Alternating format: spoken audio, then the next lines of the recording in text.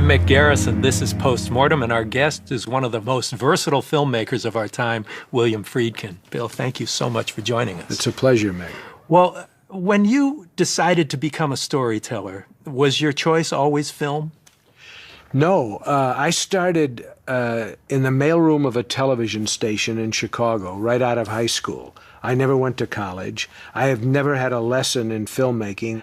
No, I wasn't one of those young film buffs, you know, who were predominant in my generation. Right. You know, kids who grew up on the films I used to see were the Three Stooges.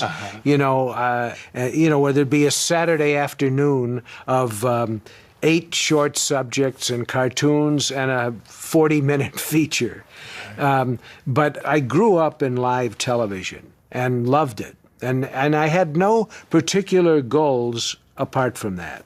Well, you started doing documentary work for David Wolper and the like, but I guess your first, or one of your first fiction films was Off-Season for Alfred Hitchcock Hour. Well, that's the first thing I ever did on a soundstage. But I had done a documentary in Chicago about an African-American man who was on death row.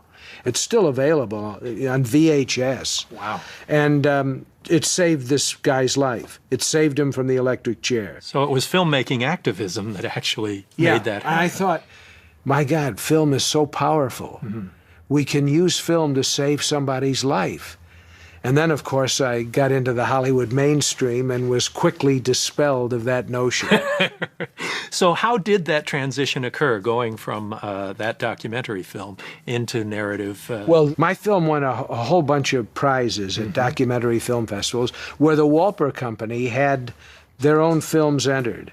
And my film kept winning. And so Wolper invited me to come out to California and do documentaries for him. He had a series on the ABC television network. And as a result of that, the producer of the Hitchcock Hour, Norman Lloyd, who was he was the saboteur in the movie Saboteur. Right. He had seen my documentaries. Right. And then I met with him and he said, look, we only have one show left. This is our last show after 10 years. Here's the script, if you want to do it. And it was a very interesting script by a fellow named James Bridges, who's passed away. Right. And I had never done anything on a soundstage. But we filmed at Universal and on the Psycho set, on the Bates Motel set. And now Mr. Hitchcock always wore a suit and tie, and I hear that that was not your habit at the time. Hitchcock at that time used to come in one day a week to just read his introductions off an idiot card, you know. And on the day that he came in, I was setting up a shot, and all these guys in black suits came over like a gigantic tsunami. And in the midst of this tsunami was this very portly figure of Mr. Hitchcock. And by then, of course, I had seen some of his movies. By then. And so they brought Hitchcock over to me and introduced me to him. And he sort of looked me up and down. I was dressed pretty much as I am today, maybe the same clothes. And I said, it's really a pleasure to meet you. And I've learned so much from just watching your films. And he offered me his hand like this, as though I was supposed to kiss it or something. And it was like wet. And he said, Mr. Friedkin, usually our directors wear ties.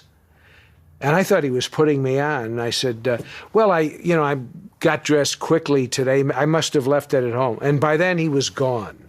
He just walked away, and that's all he ever said to me. And I didn't see him or hear from him for 3 years. And then it was the night of the Directors Guild Award. And I had just won the Directors Guild Award for The French Connection. You know, it was a dinner setting, and there were tables and chairs and all these directors and their families. And in the front row, I see Hitchcock and his family. And I had a rented tux and one of those bow ties that you could snap. And I took my award and went down where he was sitting, and I snapped my tie at him.